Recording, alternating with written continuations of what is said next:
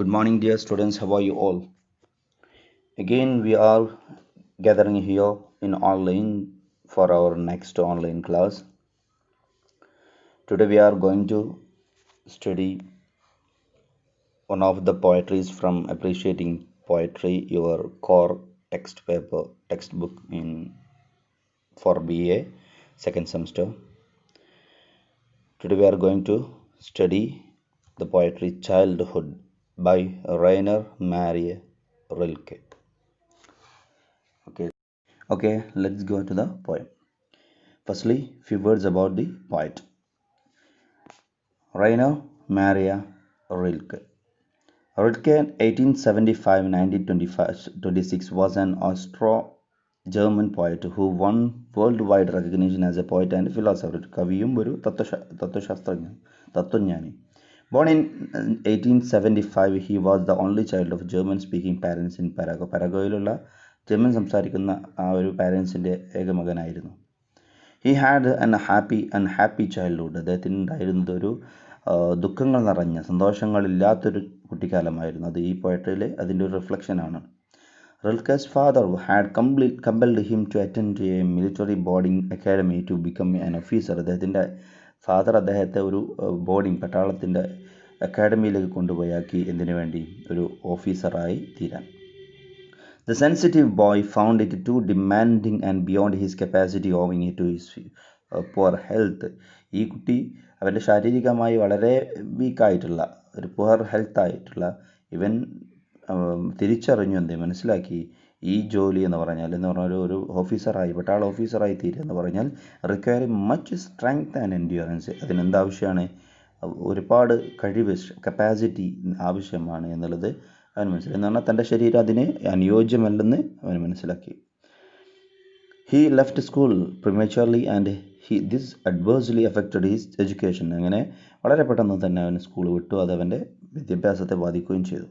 Further dissatisfied with their marital relationship his parents got divorced. പിന്നീട് ഇവരുടെ അച്ഛൻ അമ്മയും ഒരു ദാമ്പത്യ ബന്ധം ഡിസാറ്റിസ്ഫാക്ഷനോടുകൂടി അവർ ഡൈവേഴ്സ് ആവുന്നുണ്ട്. Later he matriculated from Charles university in 1895. പിന്നീട് ചാൾസ് യൂണിവേഴ്സിറ്റിയിൽ നിന്ന് മെട്രിക്കുലേഷൻ കംപ്ലീറ്റ് ചെയ്തു 1895. And enrolled for courses in German literature and art history. അദ്ദേഹം ലിറ്ററേച്ചർ ആൻഡ് ആർട്ട് ഹിസ്റ്ററിയിൽ ഒരു കോഴ്സിന് ചേരുകയും ചെയ്യുന്നുണ്ട്. ഈ പറഞ്ഞതിലൂടെ അദ്ദേഹത്തിൻ്റെ കുട്ടിക്കാലത്ത് ചൈൽഡ്ഹുഡ് നടന്ന ചില സംഭവവികാസങ്ങൾ അതിൻ്റെ ഒരു സ്വാധീനമാണ്, റിഫ്ലക്ഷനാണ് അദ്ദേഹത്തിൻ്റെ ഈ പോയട്രിയിലൊക്കെ പ്രതിഫലിക്കുന്നത് എന്നർത്ഥം. And dear students, few words about the poetry. Childhood is included in the collection of poems Das Buch the Builder, published in 1902, a German word. ആ ഒരു collection Das Buch the Builder എന്നുള്ള ആ ഒരു കളക്ഷനിലുള്ള ഒരു പോയട്രിയാണ് childhood. The title of the volume was translated as the Book of Images. അതിൻ്റെ അർത്ഥം The Book of Images അല്ലെങ്കിൽ The Book of Pictures. The poem reflects the typical tone and theme of Rilke's poetry. ഈ കവിതയും പ്രതിഫലിപ്പിക്കുന്നത്, reflect ചെയ്യുന്നത് typical means average tone and theme of Rilke's poetry. അദ്ദേഹത്തിൻ്റെ ഒരു theme, അദ്ദേഹം സ്ഥിരമായി ഉപയോഗിക്കുന്ന ഒരു തീം തന്നെയാണ്. The dark elegiac tone Latin in his poems is found here as well. അദ്ദേഹം സ്ഥിരം കവിതകൾ ഉപയോഗിക്കുന്നൊരു ശൈലി dark and elegiac. Elegiac means sorrowing, more mourning. അത്തരം ഒരു ടോൺ ഇവിടെയും നമുക്ക് എന്ത് ചെയ്യാം, നിലനിൽക്കുന്നത് കാണാം. Rilke seems to be hankering after a reason to mourn. അദ്ദേഹം hankering, strong desire, with a strong desire after a reason to mourn means അദ്ദേഹത്തിന് വിലപിക്കാനുള്ള, ദുഃഖിക്കാനുള്ള, സോറോയിനുള്ളൊരു കാരണത്തിന് ശേഷം അദ്ദേഹം ഒരു സ്ട്രോങ് ഡിസയറോടെ നിൽക്കുന്ന പോലെ തോന്നാം. He explores two of his choicest themes here, loneliness and passage of time.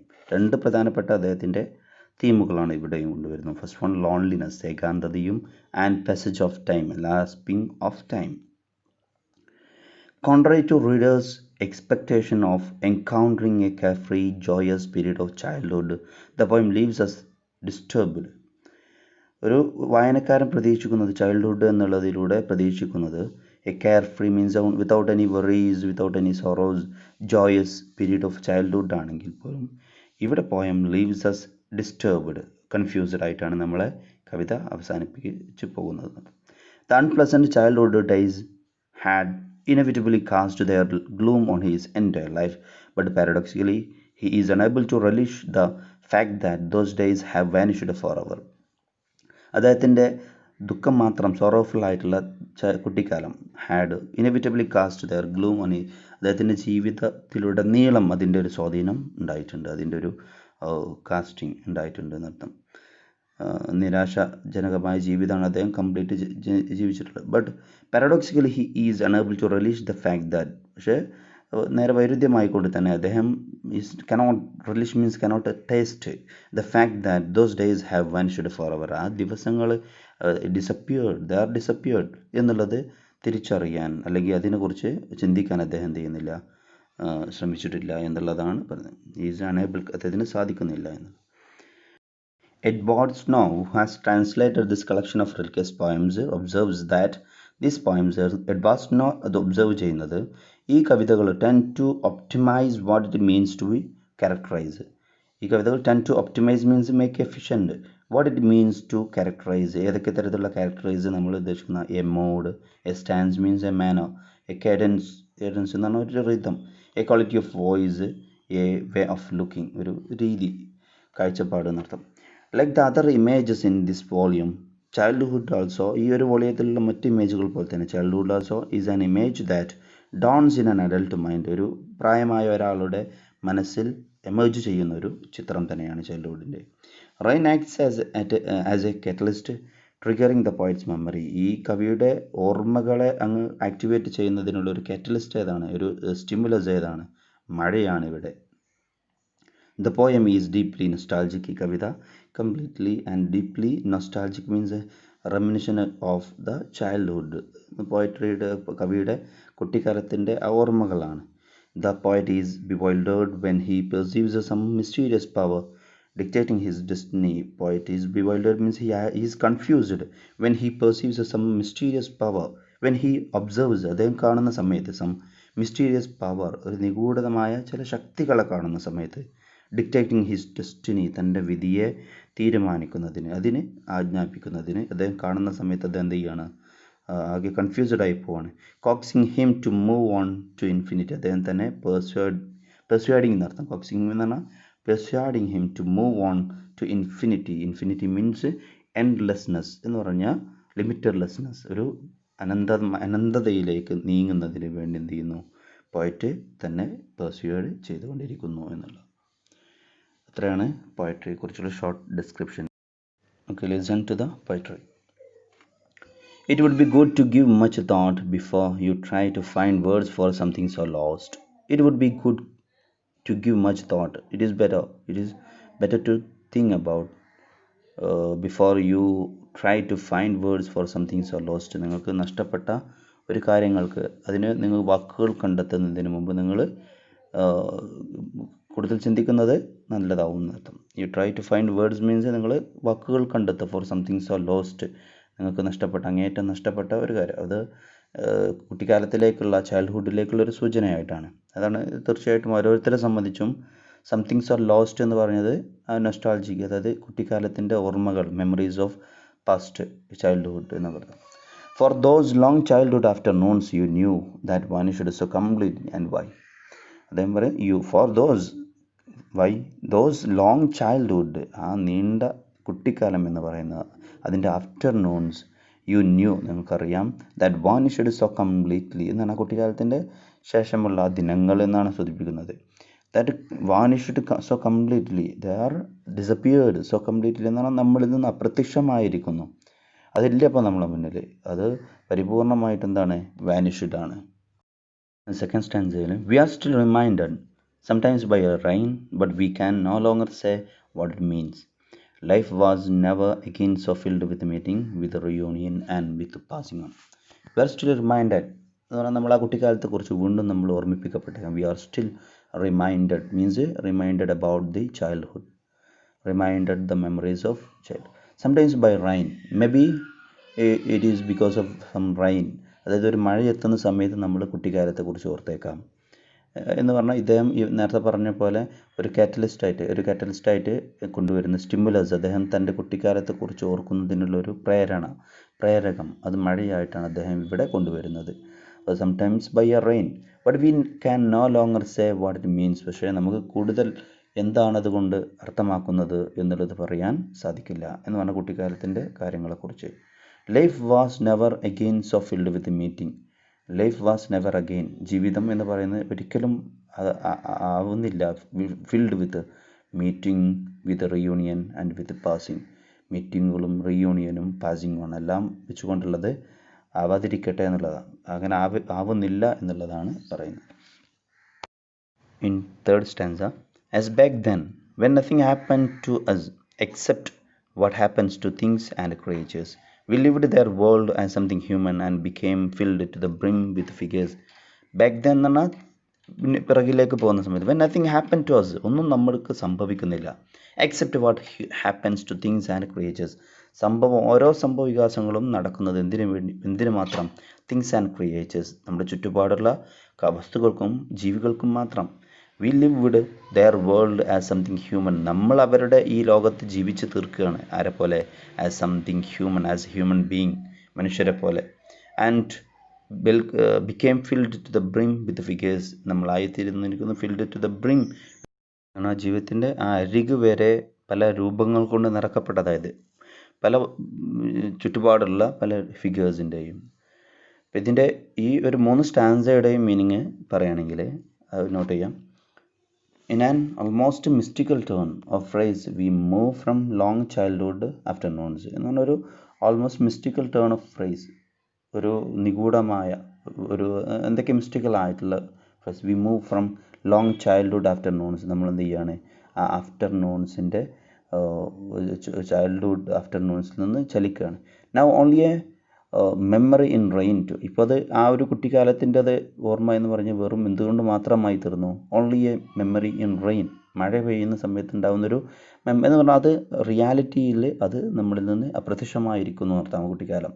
ഇപ്പോൾ ഒരു മഴ പെയ്യുന്ന സമയത്ത് നമുക്കുണ്ടാകുന്ന ഒരു ഓർമ്മ മാത്രമാണത് എന്ന്.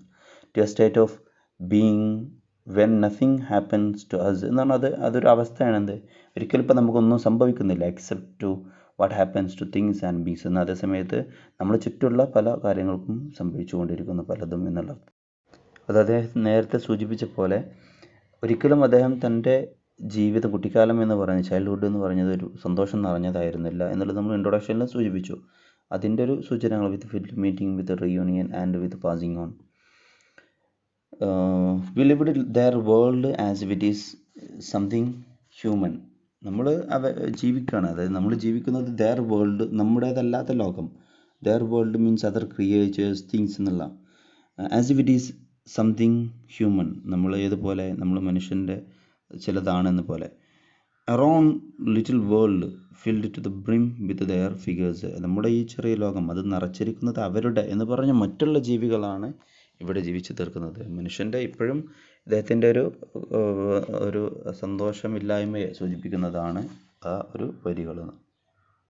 ഈ പോയട്രിയുടെ ഘടന ശ്രദ്ധിക്കുമ്പോൾ ഒന്ന് ശ്രദ്ധിക്കേണ്ട കാര്യം, ഇത് എഴുതപ്പെട്ടിട്ടുള്ളത് വെറും 2 സെൻറ്റൻസിൽ മാത്രമാണ്. അപ്പോൾ നമ്മൾ ഈ തുടക്കം മുതലുള്ള ഈ 3 സ്റ്റാൻസകൾ ഇത് ഒരൊറ്റ സെൻറ്റൻസാണ്, അതായത് ഫുൾ സ്റ്റോപ്പ് അവസാനിക്കുന്നത് വരുന്നത് ബ്രിം വിത്ത് ഫിഗേഴ്സ് എന്നുള്ള അവിടെ മാത്രമാണ്. അപ്പോൾ അത് ഒറ്റ സെൻറ്റൻസ് ആയിട്ടാണ് എന്ത് ചെയ്യുന്നത്, കണക്കാക്കുന്നത്. 2 സെൻറ്റൻസുകൾ മാത്രമേ ഈ പോയട്രിയിലുള്ളൂ. നെക്സ്റ്റ് സ്റ്റാൻസയിലേക്ക്, രണ്ടാമത്തെ സെൻറ്റൻസ് ആയിട്ടുള്ള stanza, 4th stanza.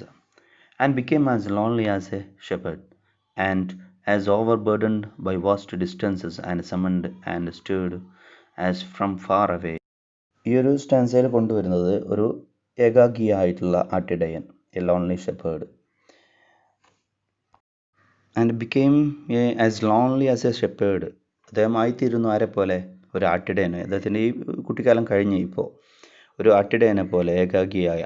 And as overburden by vast distances, അതായത് ഒരു ഇമേജറി, ഒരു ആട്ടിടയൻ തൻ്റെ ആട്ടിൻകൂട്ടങ്ങളുമായിട്ടൊരു കുന്നിൻ ചെരുവിലൂടെ പോകുന്ന സമയത്തുള്ള ആ ഒരു വിദൂരത, അദ്ദേഹത്തിന് മുന്നിലുള്ള വിദൂരതകൾ. ഒരുപാട് ദൂരം ഇനിയും താണ്ടി പോകാനുണ്ട് ഈ അധിക ഭാരത്തോടു കൂടി. ആസ് ഓവർ ബേർഡൻഡ് എന്ന് പറഞ്ഞാൽ അദ്ദേഹത്തിന് അത് അങ്ങേയറ്റം ഒരു പ്രയാസത്തോടു കൂടി, സൊറോഫുൾ കണ്ടീഷൻ, വാസ്റ്റ് ഡിൻസ്, ഒരുപാട് വിദൂരതകൾ, and summoned and stayed as from far away, അദ്ദേഹത്തിനെ വിളിക്കപ്പെട്ട് ചെല്ലുന്ന പോലെ നടത്തും. And stayed as from far away, വിദൂരതയിൽ നിന്ന്.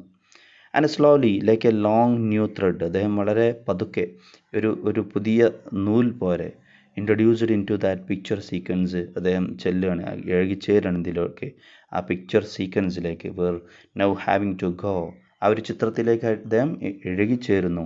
Where now having to go on ബിവൈൽഡേഴ്സസ്, അദ്ദേഹത്തിന് എന്ത് ചെയ്യേണ്ടതുണ്ട്, ആ ഒരു പിക്ചറിൽ ഹാവിങ് ഗോ ഓൺ, അദ്ദേഹത്തിൻ്റെ യാത്ര തുടരേണ്ടതുണ്ട് എന്നർത്ഥം. ബിവൈൽഡേഴ്സസ് മീൻസ് കൺഫ്യൂസസ് എന്ന് പറഞ്ഞാൽ സൊറാസ്, നമ്മളെ ദുഃഖിപ്പിക്കുന്ന യാത്ര അദ്ദേഹത്തിന് വീണ്ടും ആ ഒരു ഇൻഫൈനറ്റ് ലൈഫ് അത് തുടരേണ്ടതുണ്ട് എന്നുള്ളതാണ് അതുകൊണ്ട് ഉദ്ദേശിക്കുന്നത്. അതിൻ്റെ ഒരു മീനിങ്ങിലേക്ക് പോകണമെങ്കിൽ, further on a lonely shepherd and as over burdened by vast distances, a beautiful picture of a shepherd overlooking his flock across the vastness of the mountain slabs. ഇവിടെ ചിത്രം നല്ലൊരു സുന്ദരമായിട്ടുള്ള ചിത്രമാരുടെ ഒരു ഷെപ്പേർഡ് ഓവർലുക്കിംഗ് ഹീസ് ഫ്ലോക്ക്, അദ്ദേഹം തൻ്റെ ആടുകളെ ഇങ്ങനെ നോക്കി മേയിച്ചു കൊണ്ട് പോകുന്നു. Across the vastness of the mountain, വിശാലമായി കിടക്കുന്ന ആ പർവ്വത ചെരുവുകളിൽ. By the call of infinite space, അതായത് summoned and stayed as from away എന്ന് പറഞ്ഞുകൊണ്ട് ഉദ്ദേശിക്കുന്നത് by the call of infinite space. Infinite means അനന്തമായി കിടക്കുന്ന, എൻഡ്ലെസ്, അതിൽ നിന്ന് എൻഡ്ലെസ് ആയി കിടക്കുന്ന സ്പേസിൽ നിന്നുള്ളൊരു വിളി, അതിൻ്റെ ഉത്തരം നൽകിക്കൊണ്ട് അദ്ദേഹം പോകുന്ന പോലെ. The movement of the shepherd with the flock as one single mass, ഇവിടെ ഈ ഒരു ഷെപ്പേർഡ് ആട്ടിടയൻ്റെ ചലനം എന്തിനോട് ഈ ആടുകളോട് കൂടെ as A single one mass, ഒരൊറ്റ പദാർത്ഥം പോലെ, ഈ ഒരു ഭൂമിയിലുള്ള പദാർത്ഥം പോലെ ചലിച്ചു കൊണ്ടിരിക്കുന്നു. As the world is moving in time, ഏതുപോലെ ലോകം ചലിച്ചുകൊണ്ടിരിക്കുന്നുണ്ട് അതിൻ്റെ ഓരോ സമയങ്ങളിലും. Over burden by vast spaces, ഈ ഇത്തരം അധിക ഭാരങ്ങൾ, സോറോനസ്, ഈ വിദൂരതയിൽ എന്നാണ് ഒരിക്കലും അവസാനിക്കാത്ത ഒരുപാട് ദുഃഖങ്ങൾ നൽകിക്കൊണ്ട് എന്നുള്ള. The picture sequence is through a thread that connects the childhood state of nothing happens to us except that happens to things and beings with the bewildering present of having to go now on. എന്ന് പറഞ്ഞാൽ the picture sequence എന്ന് പറഞ്ഞാൽ ഒരു അവസാന തൊട്ടുമ്പ് വരിയിൽ പറയുന്ന picture sequence is through a thread, ഒരു നൂലിലൂടെ കോർത്തിട്ടുള്ള ഒരുപാട് ചിത്രത്തിൻ്റെ ശ്രേണികൾ നടത്തും, ഒരുപാട് ചിത്രങ്ങൾ ഒരു നൂലിലൂടെ കോർത്തിട്ടുള്ള. ദാറ്റ് കൺസേൺസ്, അതായത് അദ്ദേഹത്തിൻ്റെ ഓരോ ജീവിതത്തിൽ നടന്ന ആ ചിത്രങ്ങൾ എന്നുള്ള അതാണ് പിക്ചർ സീക്വൻസ് എന്നുള്ളതാണ് സൂചിപ്പിക്കുന്നത്. That connects the childhood state of nothing happen, അത് ബന്ധപ്പെടുത്തുന്നുണ്ട് തൻ്റെ ചൈൽഡ്ഹുഡിൻ്റെ അവസ്ഥയെ, being happening to us except, നമ്മളിലേക്കൊന്നും സംഭവിക്കുന്നില്ല, what happens to things and beings, നമ്മുടെ ചുറ്റുമുള്ള വസ്തുക്കളിൽ മാത്രമാണ് എന്ത് ചെയ്യുന്നത്, പലതും സംഭവിക്കുന്നത്. With the bewildering present of having to go now on, ഈ ഒരു ജീവിതത്തിലുണ്ടായ ഓരോ സംഭവ വികാസങ്ങളുടെയും ഒരിക്കലും നമുക്കൊന്നും സംഭവിക്കുന്നില്ല, except what happens to things and beings, ഇവിടെയുള്ള ചുറ്റുപാടുള്ള വസ്തുക്കൾക്ക് മാത്രമാണ്, മറ്റ് ക്രിയേച്ചേഴ്സിന് മാത്രമാണ്. വിത്ത് ബിവൈൽഡറിങ് പ്രസൻറ്റ്, ഇപ്പോഴത്തെ പ്രസൻറ്റും അതൊരു bewildering means more confusing and sorrowful എന്നുള്ളതാണ്. And having to go now on, we have to go on, വീണ്ടും തുടർന്ന് മുന്നോട്ട് പോവേണ്ടതുണ്ട് ഈ രീതിയിൽ എന്നുള്ളത് പറഞ്ഞ് പോയിട്ട് അവസാനിപ്പിക്കുന്നത്. അദ്ദേഹത്തിൻ്റെ കുട്ടിക്കാലത്തിൻ്റെ ആ ഒരു കഷ്ടപ്പാടുകൾ, പ്രയാസങ്ങൾ അദ്ദേഹത്തിൻ്റെ ഓർമ്മകളിലൂടെ ഒരു നൊസ്റ്റാൾജിയായിട്ട് വന്നുകൊണ്ട് വീണ്ടും ഇപ്പോഴും അദ്ദേഹം ഒരിക്കലും ആ സോറോനസിൽ നിന്ന് എന്ത് ചെയ്തിട്ടില്ല, മുക്തമായിട്ടില്ല എന്നുള്ളതാണ് സൂചിപ്പിക്കുന്നത്. എന്തായാലും ഇതിൻ്റെ കുറച്ച് ഷോർട്ട് നോട്ട്സ് ഞാൻ അതിൻ്റെ കൂടെ അറ്റാച്ച് ചെയ്യുന്നുണ്ട്, നിങ്ങൾ നോക്കുക. ഓക്കെ, എന്തെങ്കിലും ഡൗട്ടുകളുണ്ടെങ്കിൽ you can ask personally. Okay, see U.